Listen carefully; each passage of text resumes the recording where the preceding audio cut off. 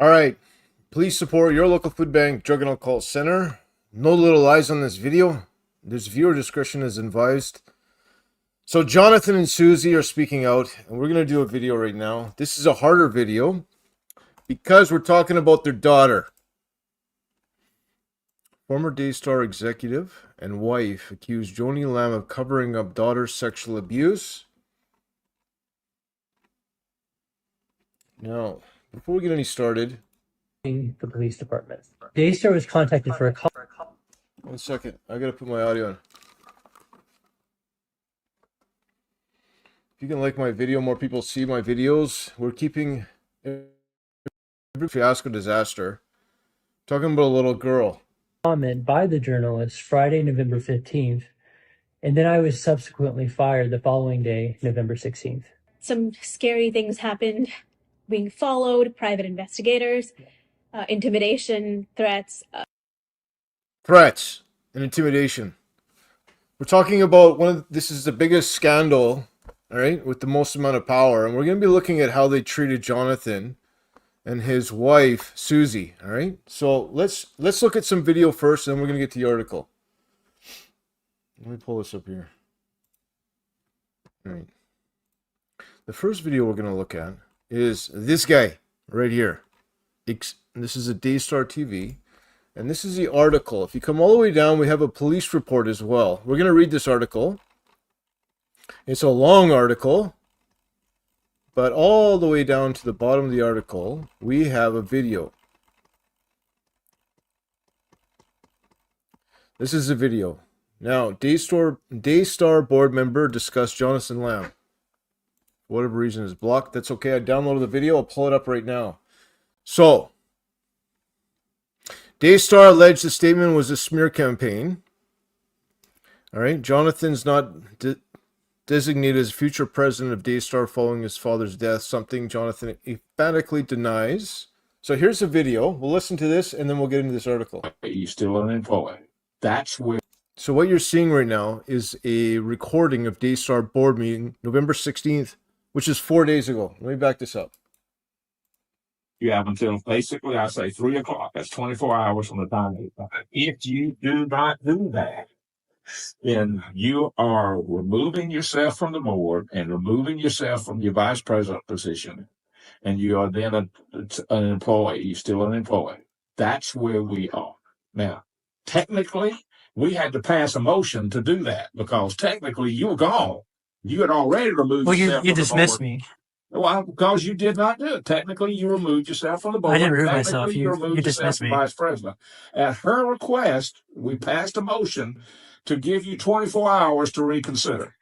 Before you get your letter from Daystar telling you that's what the situation is. Now, you with me? You understand? I understand. So until 3 o'clock tomorrow, you have to go home, pray, talk, do whatever you want to, then come back into Arnold's office and read that until you're comfortable to sign it or not sign it. Okay. And if you sign it, then you're bound by it just like the rest of it. If you don't sign it, you have removed yourself from the board and removed yourself from the officer of Daystar. I wouldn't have removed myself. That would be her decision. That's the fact that you not signing it. You're doing it. What he's saying is this board didn't remove you. Your decision not to sign this is what's going to remove you. All right. Now, I want to show you another thing before we get started here.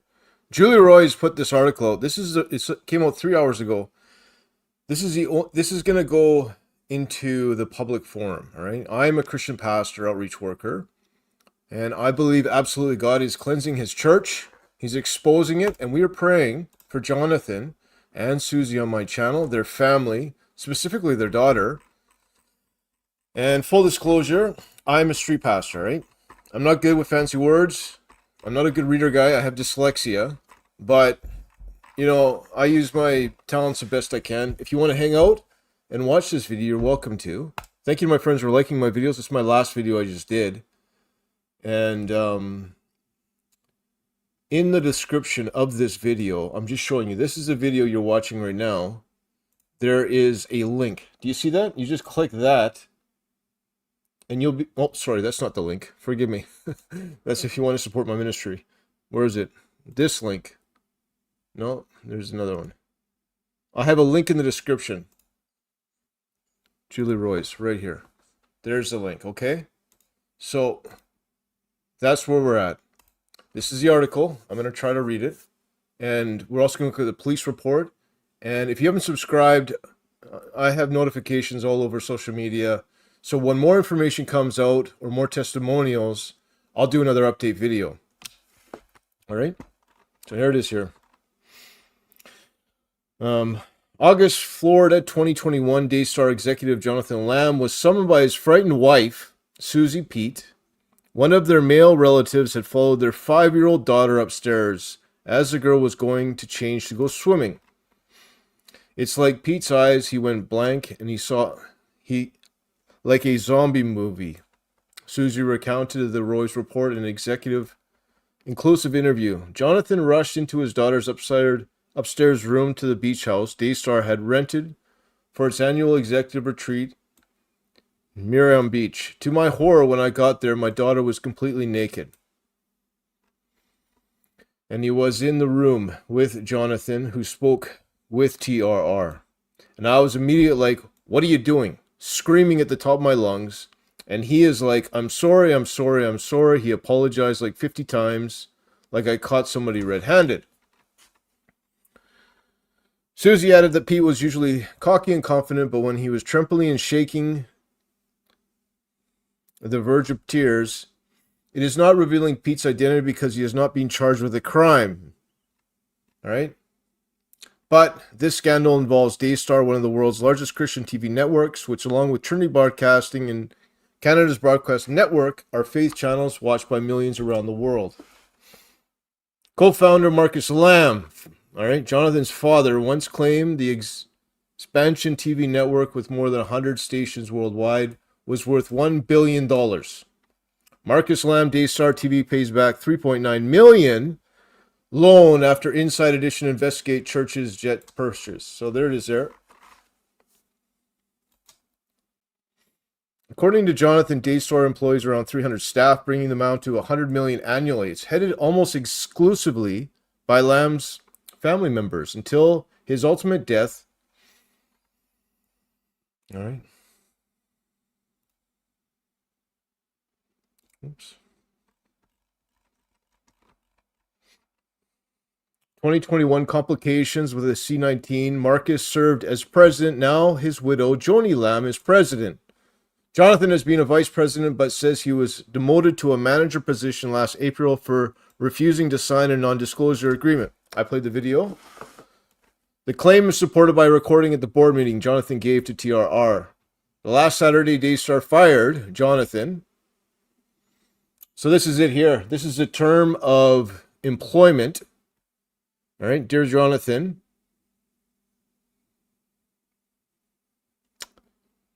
Look at, listen to this. This is unbelievable. Look at this. As indicated, performance improvement, the deficiencies in your judgment and performance. So we're not going to read that. It's a bunch, I don't believe it for a second. All right. Obstinately, because he failed to address the deficiencies in judgment performance. He and Susie also used to co-host a show on Daystar called Green Room, but Susie was fired from the position abruptly in July 23. Johnson said, one of Johnson's sisters, Rachel Lamb, in Daystar, Director of Communications. Her husband, Josh Brown, is Director of Business Development. Jonathan's other sister, Rebecca, we're praying for the family on my channel. Lamb is a producer, on-air contributor, and her husband, Jonathan, J.W. Wise, is a Director of Information Technology. It's a beautiful family. All right. But according to Jonathan and Susie, living and working with the Lamb dynasty came to an high price. The saga involved the couple's daughter starting 8 months before the incident of the beach house. That's when the girl disclosed to Susie she had been molested. Susie said the daughter told her that all right. Susie said the daughter told the man that he touched her and used her own hands to indicate Oh my goodness.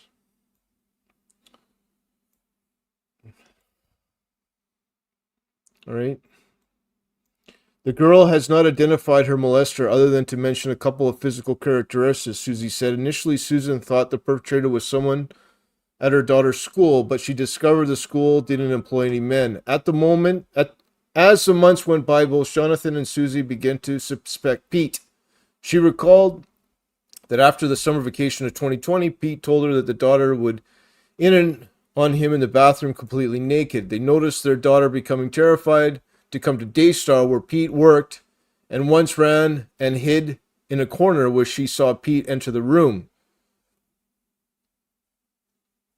They said Pete was often with their children at Daystar Green Room while they were filming their show. Once again, Rebecca, Jonathan's sister and brother-in-law warned them about Pete. The couple reportedly told him they saw putting his hands all over the child and kissing her. Pete also would come over and play with the girl at Jonathan and Susie's house when only her brother and nanny were home, which Susie said the nanny found creepy. And once Pete and his wife had the girl and her brother sleep over at their house. After that sleepover, Susie said her daughter went from being mostly affectionate, loud, fun child to quiet. Nobody touched her physically except me. And when my husband would even come close, her body would stiffen up. Yet according to Jonathan and Susie, Marcus and Joni consistently fought to protect Pete and Daystar's image rather than their own granddaughter. All right? You see that? These guys. Marcus and Joni consistently fought to protect Pete's Daystar image rather than their own granddaughter. Jonathan and Susie accused Marcus and Joni of cover-up. The day their daughter disclosed the alleged abuse, Susie said she immediately called Joni. This is so heartbreaking. Who urged Susie not to go to the police, but instead to bring the girl to her. After meeting with the Joni, the girl stopped talking about what happened. Susie and Jonathan said, "I don't know what happened here," Susie said, but she was like a lockbox. She doesn't remember one thing, Jonathan added. She doesn't even remember having that conversation. It's like it never happened. Texas law. Thank you for everyone who's liking my video. More people see my videos. Child abuse reporting requirements.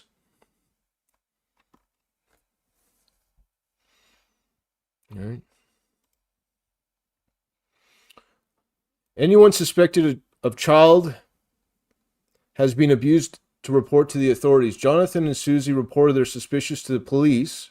We have the police file, but said they kept it secret from their family because the daughter wouldn't talk about it. Police closed the case. Later, it was reopened. August 3rd, 2021, when almost immediately the elder Lamb decried Pete's innocent, Jonathan and Susie said. Marcus and Joni justified Pete's presence in the girl's room by saying Pete loved her and simply wanted to hang out with her, Susie said. Susie added that she strongly objected, saying that didn't explain why Pete was in the room with her naked daughter. Joni blamed the couple's daughter, saying she was one who took her clothes off. Unbelievable. At this, Susie said she began screaming at her mother-in-law, but Joni was adamant and reiterated her claims several times over the next 24 hours. Forgive me if you're just joining me now. I have a hard time reading a letter, right? I'm Bitter Street Pastor. At one point, Marcus and Joni gathered Jonathan and Susie and Pete and his wife to Marcus and Joni's bedroom and insisted they repent to each other and pray, Susie said. Then Rebecca and JW, who had been barred from the room, barged in instantly. They include Susie added. Rebecca was angry, Susie said, and began praying in tongues, like in a war mode. Susie said that she was shocked by what had happened. Later in the day, Susie and Rebecca confirmed her dad, saying, "Why are you doing this to us? Why aren't you doing what's right?" Susie and Marcus responded, because of Pete's wife and their child. That night, when Susie insisted their kids sleep in the room next to him instead of upstairs, Joni confronted her, saying, "Look at what's doing in the family. All right, look at what you're doing to this family. What about Pete's wife and Peter? What about their feelings?" Susie said. The next day, While Jonathan, Susie, Rebecca, JW, Marcus, and Joni were gathered in the kitchen, Joni claimed that God told her while she was praying that Pete was innocent. Am I reading this right? Joni's claiming that God told her while she was praying that Pete was innocent. Jonathan and Susie said at this moment Marcus reportedly clapped his hands in joy and the rest stood dumbfounded. TR reached out to Joni Lamb with detailed questions about the allegations Susie and Jonathan leveled against her and Marcus, as well as the other issues. Daystar responded with a written statement. This is the statement. All right. Daystar is in receipt of your question about isolated clobbering together by Jonathan and Susie. There's clearly a misunderstanding what transpired. Well, I believe Jonathan and Susie and the word of their testimonies. Give them strength as they testify about their daughter. All right? So, all right. We simply do not... Yeah, I'm not going to read it. I'm not reading nothing from Daystar, right? Daystar responded with a written statement, which is in a part. This is clearly a misunderstanding what transpired. The facts are quite different what appears to have been reported to you. We simply do not support Jonathan and Susie's false allegations and are saddened by the continual relational incongruity between Jonathan and Susie and the rest of the family. All right? Daystar. Similarly, TR reached out to Pete, whose lawyer, Mark Daniel, sent a letter to TRR. I represent, this is redacted. I am in receipt of your message to Mr. Redacted, dated November, asking to respond to base accusation of Jonathan and Susie Lamb. It equivocally denies the statement by Jonathan and Susie Lamb, alleging engaged in some sort of form of improper contact with the child. Anyone who knows client knows the statements are false, including demeaning. TR also contacted Rebecca and JW to discuss the details of the article. The couple chatted briefly with TR and said they would consider going on record. After 3 days, no contact with the couple. They reached via email to them the detailed questions, but they did not reply. Marcus claims Pete is cleared, but was he? Question mark. The following week, Marcus and Joni sent Jonathan and Susie to North Carolina and their daughter to meet with the author and speaker, Dennis Bogus, founder of the healing ministry called Living Waters.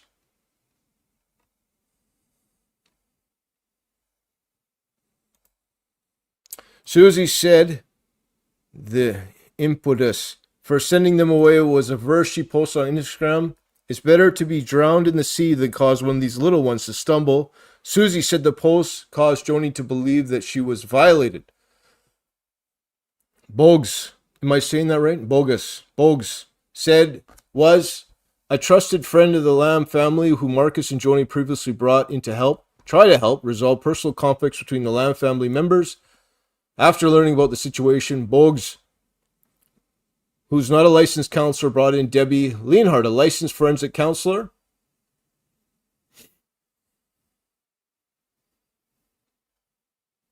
All right, that's Debbie right there. Licensed professional counselor. God bless this lady in her work. After learning about the situation, Bogus, who's not a licensed counselor, okay, Debbie, a licensed forensic counselor to interview Joni and Susie and their daughter and assess whether the girl has likely been assaulted. Bogus declined to comment on the record for this story, but Leonhardt spoke with TR and said the couple's daughter had already shut down by the time she saw her and wouldn't talk. Leonhardt told this response to very common among child abuse victims, especially if they've been sworn to secrecy based on what Jonathan and Susie told her.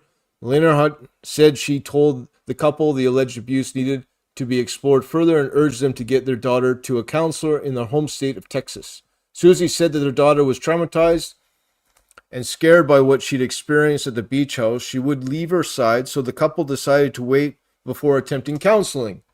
On August 10th, the same day Jonathan and Susie met with Leonhardt, Marcus emailed. This is a letter from Marcus Lamb, Daystar. To the board and directors of World Gospel Fellowship, Since I'm a lot older than Joni, and since women historically live longer than me, I probably go to heaven before Joni. Now that I'm planning on leaving anytime soon. Oh, so okay, this is it. So I proceed Joni in death. Then my directive of Joni will place me as the head of Daystar. I further direct that Joni passes or retires, then Jonathan Lamb will become head of Daystar. So this was the wishes of Mr. Marcus Lamb, that Jonathan would become the head of Daystar. I make this director the founder, president, CEO, World Fellowship in Daystar Network. I further instruct Arnold that this email be placed in the official minutes. I call on Joni, Jonathan Lamb, and Tom to respond in the affirmative to the decision in order that it be ratified. This can be done simply by 3, reasonable and indicating your agreement in this email. I love each of you very much. Sincerely, Marcus Lamb. The email outlined a secession plan about Marcus died. Jonathan said that prior to this time, Marcus and Joni had communication with the whole family that Jonathan would succeed his father as Daystar president, but the email stated that Joni would replace Marcus as president instead. Jonathan said the change was punishment for accusing Petey. On August 17, Marcus emailed his children. Wow, this is Marcus Lamb.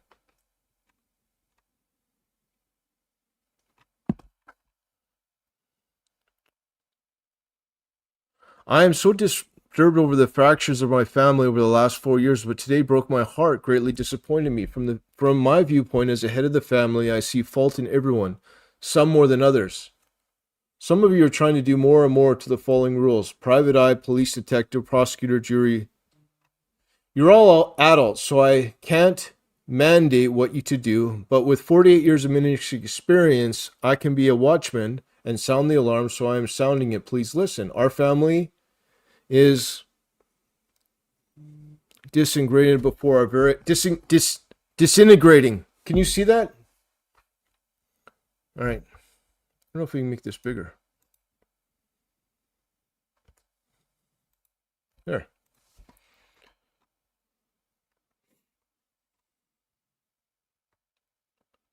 Disintegrating before my eyes. All you think that you know is the answer, the solution, the remedies, but you don't. Instead of taking matters into your own hands and acting in the flesh, we need to be Christ-like and exhibit the fruits of the Spirit and trust the Lord to work these situations out, bringing healing and restorations. There can only be one leader. Either you can trust me or God's leader. Trust me as God's leader, or you don't. Because you're an adult, as your father or father-in-law, I can't legislate what you do as a family member, but as my employee of Daystar, I wouldn't put up with more of the selfish and fleshly behaviors because it creates a negative ripple amongst our team and to the world who needs Daystar. I know that you are hurting, and each of you probably think you are right. As for your mother so powerfully says, it's not about being right, it's about being righteous. Well, no, it's all right. When I observe many times is entitlement and being spoiled, who is modeling the example of Christ, so many times I don't see love, humility, and servanthood modeled. I don't see the golden rule followed. This saddens me. The world seems an example you have modeled on television, but you're modeling your personal life with one another. Your mother and I built Daystar without you, and we can run it without you. This would break my heart, but there are consequences to actions. Don't doubt my resolve. Don't question my determination. I've spoken with Denise and your mother. I want all the negative talk and conspiring together to stop immediately. I want all of us talking to God and trusting Him for complete healing. I give you my words of honor that we will deal with everything that has happened over the last 4 years in a couple of weeks when Denise comes back. This is your assignment. Each of you make a written record of every hurt, every offense, every slight, and every bad word or deed that has happened to you, my family members, or what you have observed, including your mother or me. If it is warranted, then you can deal with it when Denise comes. I want you to hear back in writing your separate response to your mother and me, that you will lay out your weapons down. Trust in the Lord, trust your mother and me, and trust Denise. Your mother and I have fought many battles together over the last 40 years. And we're fighting the devil for you now. You must trust us with this process. I love each and one dearly. Remember how you handled each good or bad you will direct. We will direct affect your children for years to come. Love, Dad. I am praying for each of you. Marcus Lamb. There it is. Jonathan, Rebecca, Joshua, Rachel, Suzanne, and Joni. 2021. This must be right before he died.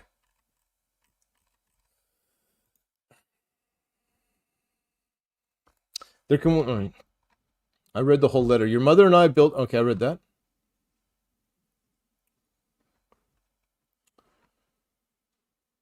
What are we at here? Then, all right. Boggs didn't tell Daystar and said Pete and his wife flew into North Carolina to interview with Linhart, and meeting Linhart and Boggs had coordinated with Marcy and Joni.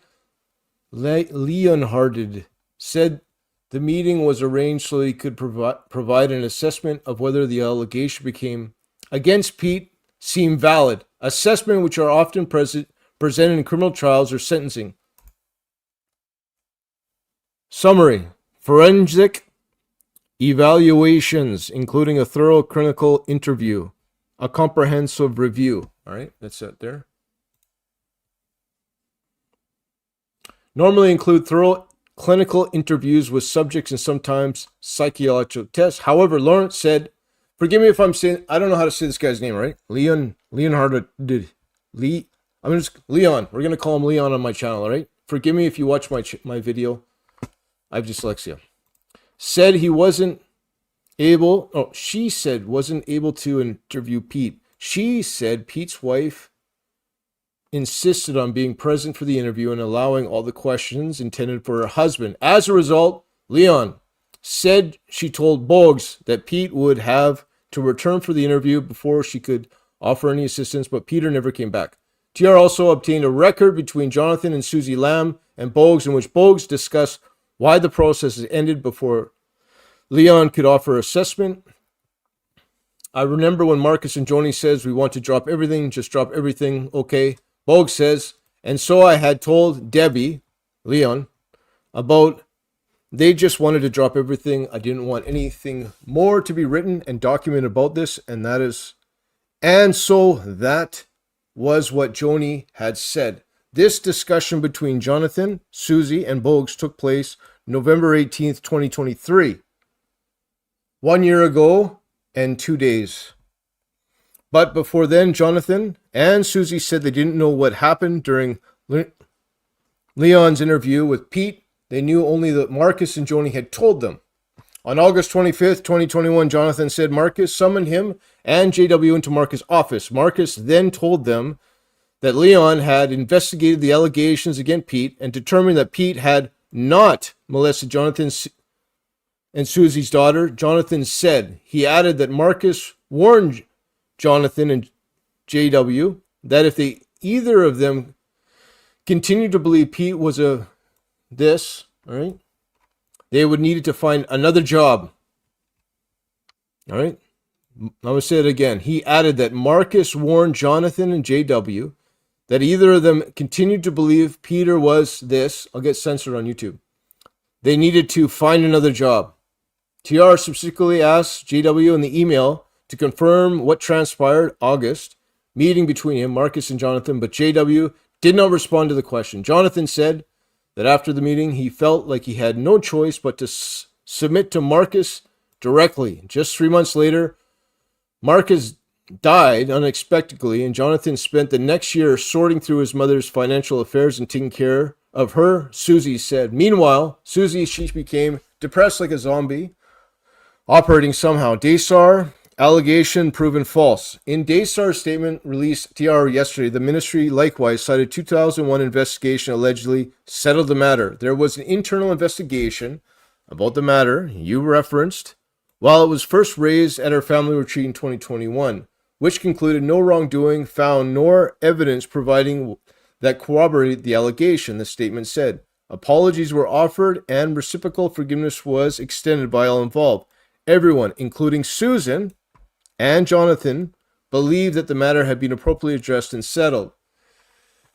It is unfortunate these private family members are just not resurfacing forgive me. It is unfortunate that these private matters have just now resurfaced as these allegations were proven false, and the matter was resolved more than 3 years ago, after which family functions, including holiday gatherings, continued for several more years.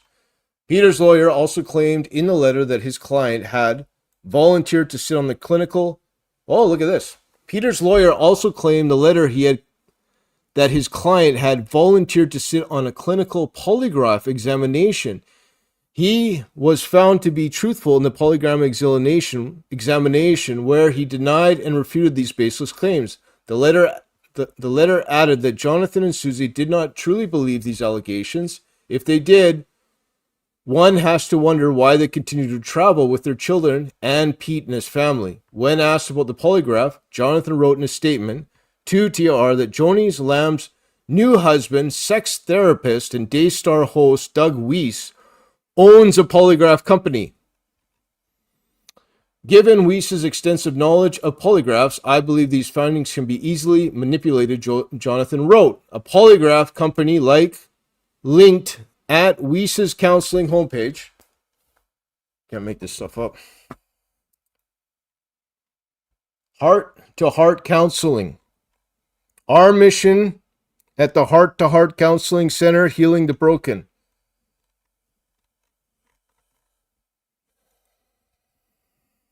Am I reading this right? He has his own polygraph company? Pete's lawyer.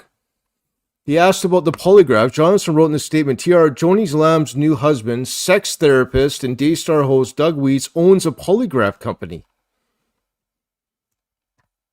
All right. Given Weiss' extensive knowledge of polygraphs, I believe these findings can be easily manipulated, Jonathan wrote. A polygraph company at Weiss' counseling homepage is Honest to Pete Polygraph. There it is here. Do you see that? Oh, you can't see it. Let me pull up my screen on my screen. Thank you to if you just click that little like button, more people can see my videos on YouTube, and many people are sharing my videos. I'll do more updates as more information. I'm following a bunch of different accounts, and there's more information coming out, and I'll update you. Honest to Pete's Polygraph. Identifying sex addiction. Formal therapeutic disclosure. Did they lie? Schedule a polygraph test. I didn't even know there was such a thing. All right, there it is.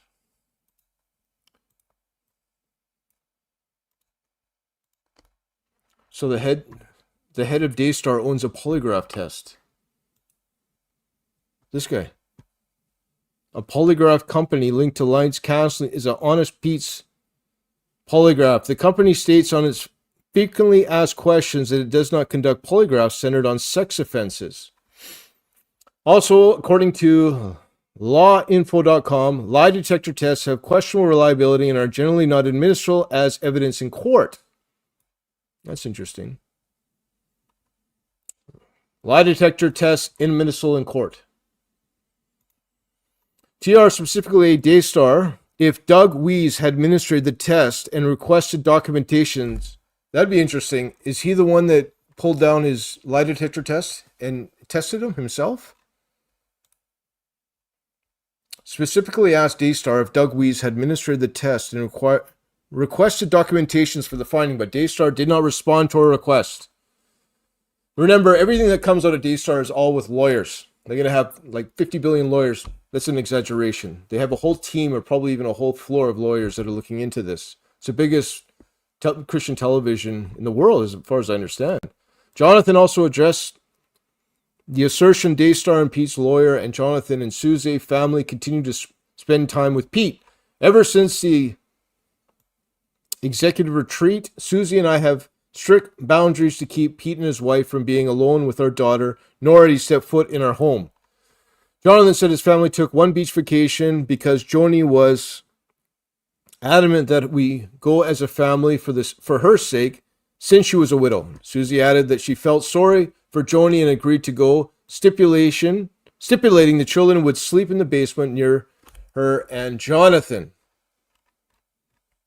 Jonathan and Susie know that Rebecca did not go on the family vacation and Pete not allowed in their home.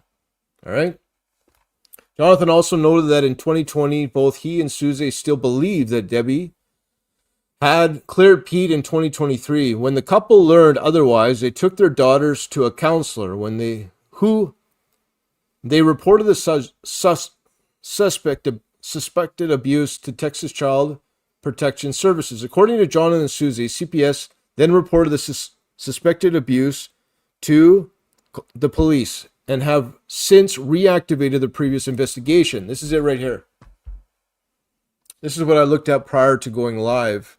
This is a police report here, and right here you can see Jonathan Lamb and Susanna Lamb. Right? Pending investigation.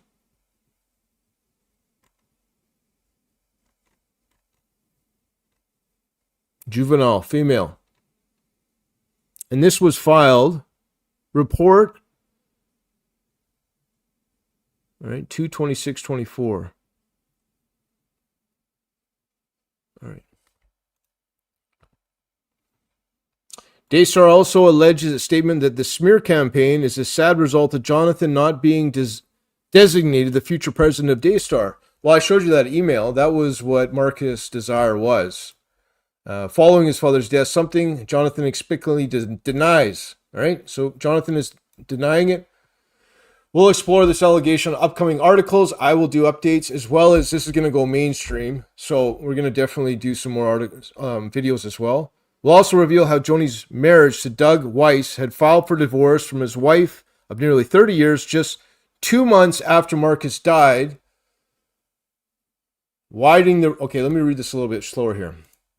We'll explore this allegation upcoming article. We'll also reveal how Joni's marriage to Doug Weiss, the guy with the lie detector test, who filed for divorce from his wife of nearly 30 years just 2 months after Marcus died, widening the rift in the family. And I did that in my video today. Let me just look at a few things to see if anything else is breaking right now. But I mentioned that in my video. I was unaware. I don't follow Daystar. And I was unaware that she had remarriage. 1 second, let me go back here. In this video here,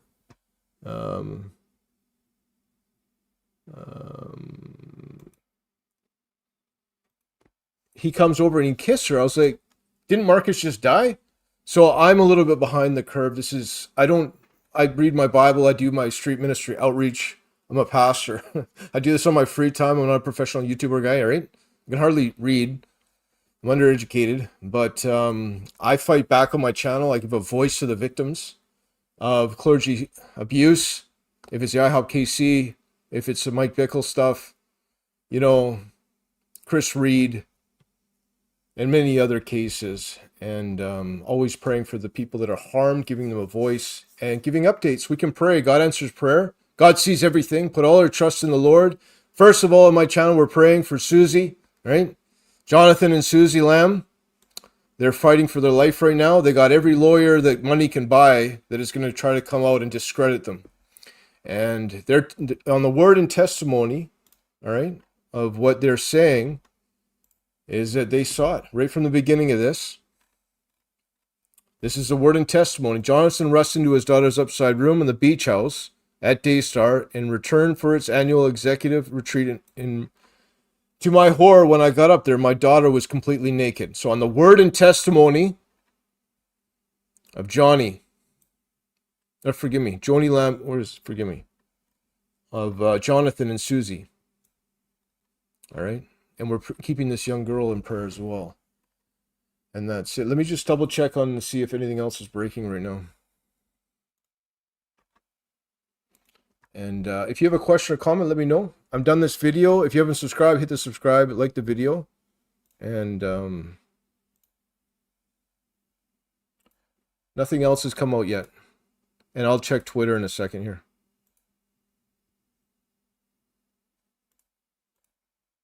Yeah, so this is it. This is the only article that's been written so far. And Julie Roy's right here. And let me just check. Jonathan. Absolutely heartbreaking. We can read some of these comments really quick. Susie Lamb, right here. Zeal for the Father's House, wife of Jay Lamb, mom of the house of the Lamb podcast. She was 5 years old. All right.